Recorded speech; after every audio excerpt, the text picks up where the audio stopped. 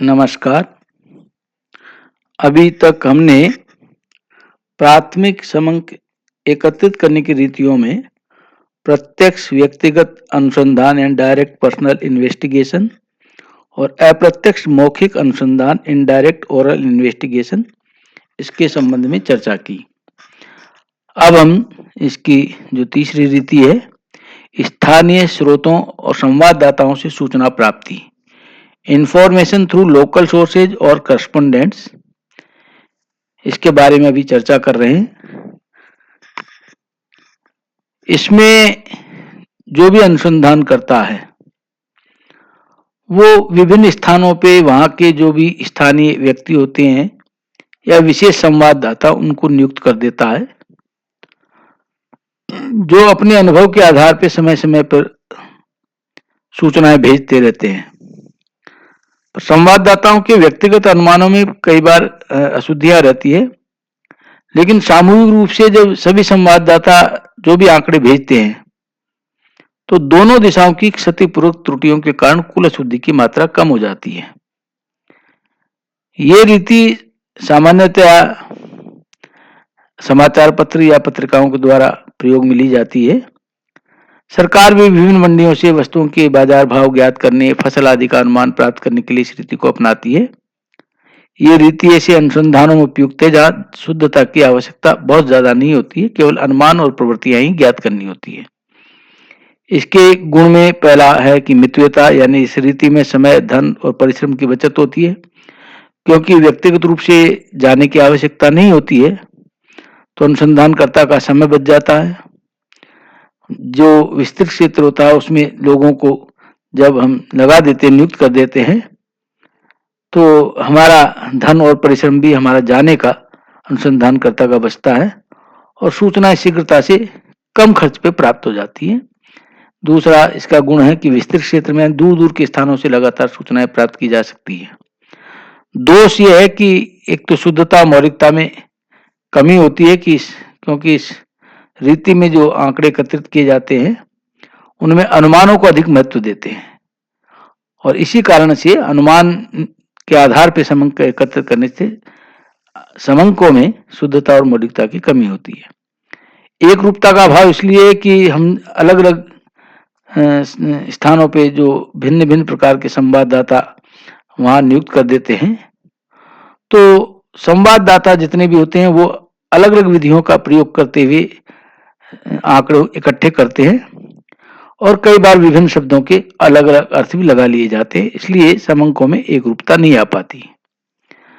पक्षपात भी इसका एक दोष है कि अधिकतर संवाददाता एक ही प्रकार की अगर पूर्व धारणाएं हैं तो सारे समंक उसी प्रकार से एकत्रित किए जाते हैं और इसी तरह से पूर्व धारणा के आधार पर एकत्रित किए जाने से समंक पक्षपातपूर्ण और एकांगी हो जाते हैं। अब इसका जो चौथी विधि है प्राथमिक समंक एकत्रित करने की, उसमें सूचकों द्वारा अनुसूचियां भरवा करके सूचना की प्राप्ति की जाती है। Information through schedules to be filled by informants, यानी अनुसंधान करता सबसे पहले क्या करता है कि जो भी संबंधित प्रश्न होते हैं उनकी एक प्रश्नावली तैयार करता है अनुसूची से, फिर उसकी अनेक प्रतियां डाक द्वारा सूचना देने वालों के पास में भेज देते हैं, जो उसको भर करके निश्चित तिथि तक लौटा देते हैं। जो सूचना देने वाले हैं संसूचक, उनका सहयोग और विश्वास प्राप्त करने के लिए वो सूचना को गुप्त रखने का आश्वासन देता है और अनुसूची से संलग्न अनुरोध पत्र द्वारा वो जांच का उद्देश्य भी स्पष्ट कर देता है, क्योंकि जब प्रश्न लिखे जाते हैं उससे पहले ही ये लिख दिया जाता है कि ये जो समंक एकत्रित किए जा रहे हैं ये किस कार्य के लिए किए जा रहे हैं, उसका उद्देश्य क्या है, और ये बता भी दिया जाता है कि आपके द्वारा जो भी सूचनाएं दी जाएगी उनको गुप्त रखेंगे, किसी प्रकार से अन्य लोगों को आपका नाम बता करके सूचनाएं जो है सब लोगों के सामने प्रस्तुत नहीं की जाएगी। ये जो तरीका है ये पहले डाक द्वारा भिजवाने का था।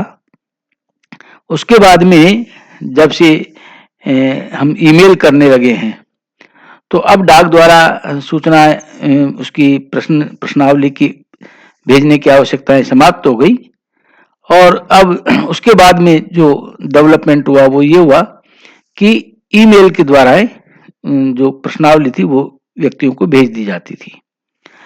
अभी थोड़े समय से ही इस कोरोना काल में खास करके जो एक नया डेवलपमेंट हुआ है, वो गूगल फॉर्म के द्वारा अब प्रश्नावली बना दी जाती है और व्यक्तियों को जिन भी संसूचक हैं यानी सूचना देने वाले लोग हैं उनके पास में भेज दी जाती है। ये एक नया डेवलपमेंट इस कालखंड में विकसित हुआ है और ये बहुत पॉपुलर भी होता हुआ जा रहा है।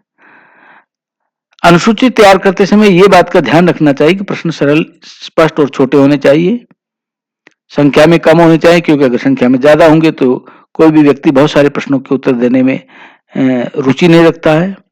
ऐसे नहीं हो जो उत्तेजना पैदा करते हों, यानी उत्तेजना से मतलब है कि किसी व्यक्ति की जो भी विश्वास है, उसकी बिलीफ है, उनको कोई ठोस पहुंचती हो, उसको गुस्सा आता हो या किसी प्रकार का शंका हो या विरोध करने वाला हो, तो ऐसे प्रश्न नहीं रखे जाने चाहिए। और जो भी अनुसंधान है उससे सीधे संबंध रखने वाले प्रश्न होने चाहिए, इधर उधर के प्रश्न नहीं होने चाहिए। इसलिए और अधिकतर जो उत्तर है वो हाँ या अंक के रूप में हो तो ज्यादा ठीक रहता है। तो इस प्रकार की सावधानी ले लेते हैं तो ये रीति उपयोगी सिद्ध होती। इसके बारे में हम अगले जब चर्चा करेंगे तब विस्तार से और भी बातों का चर्चा करेंगे कि किन किन बातों का उसमें ध्यान रखा जाना चाहिए। तो ये प्रणाली ऐसे क्षेत्र के लिए उपयुक्त है जो बहुत विस्तृत क्षेत्र हो और खास करके जहां सूचना देने वाले शिक्षित व्यक्ति हों, क्योंकि जो भी उनके पास में प्रश्न जाते हैं वो उनको पढ़ सकें, समझ सकें और अपने विचार को जो भी उसमें प्रश्न पूछे गए उनके उत्तर दे सकें। तो ये ज्यादातर मत सर्वेक्षण, ओपिनियन सर्वे या उपभोक्ताओं की रुचियों का अनुसंधान, ऐसी जो पद्धतियां हैं वहां पे इस रीति का उपयोग करते हैं। भारत में सरकार द्वारा उद्योगों के वार्षिक सर्वेक्षण के लिए भी ये रीति अपनाई जाती है। इसके लाभ जो हैं उनमें एक तो मितव्ययता है, क्योंकि कम समय में कम खर्च से विशाल क्षेत्र की सूचनाएं उपलब्ध हो जाती है। और आजकल तो जब गूगल फॉर्म डेवलप हो गए हैं तो हमारे पास में लोगों के मेल या व्हाट्सएप नंबर चाहिए, उसमें हम वहाँ सारे प्रश्न भेज देते हैं तो कम समय में तुरंत जाता है। उसके बाद में कोई खर्चा उसमें होता नहीं है और बहुत सारे लोगों को जो भी हैं उनको सूचनाएं हम उनसे प्राप्त कर सकते हैं। मौलिकता इसलिए रहती है कि जो भी सूचनाएं हैं वो जो इन्फॉर्मेंट्स होते हैं, स्वयं सूचक, वो स्वयं भरते हैं, इसलिए मौलिकता रहती है। किसी अन्य व्यक्ति ने उनका जवाब नहीं दिया हुआ होता है। और जैसा कि अभी भी इसमें भी कि विशाल क्षेत्र की जो चर्चा की है, तो विस्तृत क्षेत्र के लिए बहुत उपयुक्त विधि है, जिसमें हम पूरे देश को भी, विदेश को भी, राज्य को, जिसको भी हम शामिल करना चाहते हैं उसको कर सकते हैं। केवल हमारे पास में उनके जो भी जहां उनके माध्यम से सूचना प्राप्त कर सकते हैं, उनके ईमेल हों, व्हाट्सएप नंबर हों, ये होते हैं, बस इतनी आवश्यकता रहती है। बाकी हमारे जो भी प्रश्नावली तैयार की जाती है उसको हम भेज सकते हैं। अब इसके दोष ये हैं कि अपर्याप्त और अपूर्ण सूचना, क्योंकि कई बार पहले तो ये होता था कि सूचक जो है वो अनुसूचियां वापिस ही नहीं भेजते थे।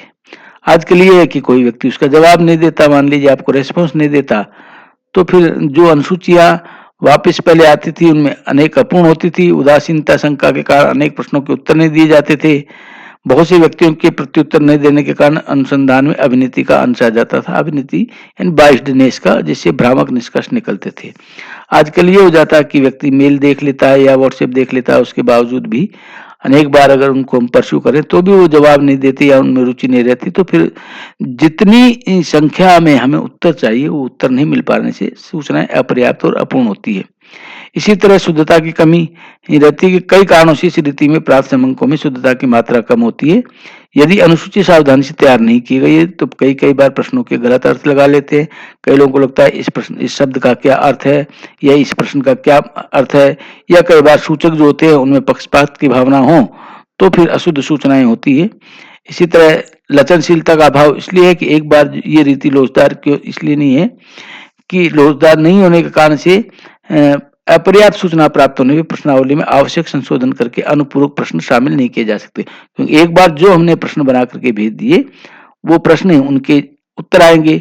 अब किसी सूचनादाता को अगर मान लीजिए ये है कि ऐसा प्रश्न और पूछा जाना चाहिए था या इस तरह की बात पूछी जाती तो ये भी जवाब हो सकता था, तो उसमें से वो अपनी तरफ से किसी भी प्रकार का कोई प्रश्न जोड़ नहीं सकता है और इस कारण से उसमें ये लचनशीलता के अभाव की एक कमी महसूस होती है। ये सीमित रीति इसलिए है क्योंकि ये शिक्षित व्यक्तियों तक ही सीमित है। अशिक्षित व्यक्तियों से इस पद्धति में सूचना नहीं प्राप्त की जा सकती क्योंकि जो सूचना देने वाला है वो स्वयं ही भरता है। इस कारण से इसकी ये सीमित रीति का एक दोष इस पद्धति के अंतर्गत आता है। इतने दोष हैं फिर भी ये प्रणाली बड़े क्षेत्र में और शिक्षित व्यक्तियों से बहुत जल्दी अगर अपने को सूचना चाहिए तो ये बहुत उपयोगी रीति है। इसको सफल बनाने के लिए अनुसूची सावधानीपूर्वक तैयार करनी चाहिए और जो सूचना देने वाले लोग हैं, संसूचक जिनको कहते हैं, उनका सहयोग और विश्वास प्राप्त करने के लिए उचित उपाय करने चाहिए। अंतिम जो विधि है, जो प्रगणकों द्वारा अनुसूचियां भरकर सूचना प्राप्ति, informant through schedules in charge of enumerators. जो अनुसूची ये वाली जो विधि है और इससे पहले वाली जिस विधि की हम चर्चा कर चुके हैं उसमें अंतर यह है कि उसमें शिक्षित व्यक्ति सूचना भरते हैं। यहाँ जो सूचक है उनसे अनुसूचियां भरवा के सूचना प्राप्त करने में जो कठिनाई आती है कई कई बार, तो सूचना भी अपूर्ण, अपर्याप्त, अशुद्ध होती है। तो इसकी कठिनाई को दूर करने के लिए रीति अपनाई जाती है कि वो प्रश्नों की एक अनुसूची तैयार करते हैं और जो सूचक है, सूचना देने वाले, उनके पास में ये सीधी नहीं भेजी जाती बल्कि कुछ प्रगणक जिनको एनुमरेटर्स कहते हैं उनको नियुक्त करते हैं। वो घर घर जाकर के सूचकों से पूछताछ करके स्वयं अनुसूचियां भरते हैं। तो ये प्रगणकों की नियुक्ति करते समय ये बात का ध्यान रखना चाहिए कि वो निपुण होने चाहिए। प्रश्न किस प्रकार से पूछे जाएंगे, क्या करेंगे, क्योंकि किसी के पास जाते ही आप सीधा प्रश्न पूछना प्रारंभ कर दें तो आप उद्देश्य को किस प्रकार से वो रखते हैं, किस प्रकार से वो सूचना देने वाले व्यक्ति को तैयार करते हैं, इसमें निपुण होने चाहिए। कई कई बार सूचना देने वाले व्यक्ति तैयार नहीं होते हैं, उनका रेस्पॉन्स ठीक प्रकार से नहीं होता, उनका बिहेव नहीं हो ठीक नहीं होता, तो धैर्य रख करके धैर्यवान होना चाहिए और किसी प्रकार का ऐसा नहीं होना चाहिए कि वो पक्षपात करने वाला हो कि वो उसी प्रकार की ऐसा उत्तर चाहिए वैसा उत्तर चाहिए, ऐसा नहीं होना चाहिए। निष्पक्ष होना चाहिए। जो भी व्यक्ति जिस भी प्रकार का जवाब देता है उसके जवाब को उसी प्रकार से उसको लिखना चाहिए। ईमानदार भी होना चाहिए, अनुभवी हो और व्यवहार कुशल हो, तो और अपने कार्य में विशेष रुचि रखता हो और अपने क्षेत्र के सूचकों की भाषा, रीति रिवाज, स्वभाव, इनसे भलीभांति परिचित होना चाहिए क्योंकि उनके स्वभाव, रीति रिवाज और उनकी भाषा से परिचित होने के कारण से उन लोगों में अच्छी तरह से घुल मिल सकता है और घुल मिल जाने के कारण से उनको अपनापन लगने से वो प्रश्नों के जवाब आपको सरलता से और सहजता से दे सकते हैं। तो ऐसे लोगों का जो प्रगणक होते हैं उनका प्रशिक्षण भी आयोजित होना चाहिए जिससे उनको अनुसूची भरने का अभ्यास हो जाए और संभावित कठिनाइयाँ क्या-क्या आ सकती है फील्ड में, उनसे वो परिचित हो जाने चाहिए। और ये जो एनुमरेटर्स हैं उनके कार्य के निरीक्षण की समुचित व्यवस्था भी होनी चाहिए कि वो कार्य ठीक प्रकार से कर रहे हैं, नहीं कर रहे हैं, किसी प्रकार का कोई पक्षपात तो नहीं कर रहे हैं, ये कार्य में कोई विशेष रूप से रुचि तो नहीं ले रहे हैं, ले रहे हैं। इन सब बातों को अगर हम ध्यान में रखेंगे तो ये प्रणाली द्वारा शुद्ध और व्यापक समंक उपलब्ध हो सकते हैं और विस्तृत क्षेत्र के लिए भी यही रीति भी बहुत उपयुक्त है।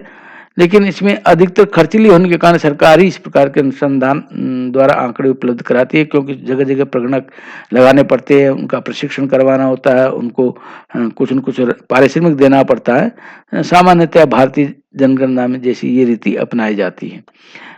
इसके जो गुण हैं वो एक तो है विशाल क्षेत्र, यानी ये जो प्रणाली है अत्यंत विशाल क्षेत्र में सूचना प्राप्त हो सकती है। शुद्धता की मात्रा रहती है क्योंकि योग्य प्रशिक्षित और अनुभवी प्रगणकों के द्वारा अनुसंधान होता है। व्यक्तिगत रूप से वो सूचकों से संपर्क में रहते हैं और जिससे जटिल प्रश्न के उत्तर भी शुद्ध और विश्वसनीय उत्तर प्राप्त हो सकते हैं। और इसमें व्यक्तिगत पक्षपात का विशेष प्रभाव इसलिए नहीं होता कि इसमें प्रगणक जो है वो पक्ष के भी होते हैं, विपक्ष के भी होते हैं, तो सारे जो जवाब होते हैं वो आपस में क्षतिपूर्वक होने से जो बहुत ज़्यादा उस पे अभिनीति का प्रभाव वो नहीं पड़ता है। इसी तरह से दोष में ये है कि ये अधिक व्यय होता है इस प्रणाली में क्योंकि समय भी लग जाता है। लोगों को भी जैसे अभी मैंने बताया कि नियुक्त करना पड़ता है, उनके प्रशिक्षण करवाने होंगे, उनको पारिश्रमिक भी देना होता है, तो केवल सरकार ही ऐसी प्रणाली को अपनाती है। और इसमें कठिनाइयों का यही है कि योग्य प्रगणकों की नियुक्ति, उनका प्रशिक्षण, उनके कार्य का निरीक्षण ये बहुत सरल काम नहीं है। तो ये इस प्रकार की कठिनाइयाँ भी इसमें आती हैं। तो सूचकों द्वारा अनुसूचियां भरवा कर सूचना प्राप्ति और प्रगणकों की सहायता से अनुसंधान दोनों ही अनुसूचियों या प्रश्नावलियों पर आधारित है, विस्तृत क्षेत्र के लिए उपयुक्त है। दोनों रीतियों में मुख्य अंतर यह है कि सूचकों वाली रीति में अनुसूचियां डाक द्वारा सूचकों के पास भेज दी जाती है। आजकल जैसे मैंने बताया कि पहले ईमेल से भेजते थे, आजकल गूगल फॉर्म के द्वारा भेजते हैं। जबकि प्रगणक वाली रीति में अनुसूचियां लेके प्रगणक सूचकों के पास खुद जाता है और पूछताछ द्वारा सूचना उपलब्ध कर लेता है। जो पहले वाली रीति है वो शिक्षित सूचकों के क्षेत्र के लिए उपयुक्त और सस्ती है, और अंतिम जो रीति है वो बहुत खर्चीली है, लेकिन अशिक्षित सूचकों के लिए अधिक उपयुक्त है। ये इस तरह से हमने कुल मिलाकर के पांचों रीतियों के बारे में, जो प्राथमिक संबंध एकत्रित करने की रीतियां हैं, इनके बारे में चर्चा की है। अब इनमें से कौन सी रीति उपयुक्त है, इसके बारे में हम अगली बार चर्चा करेंगे। आज के लिए इतना ही। बहुत बहुत धन्यवाद। नमस्कार।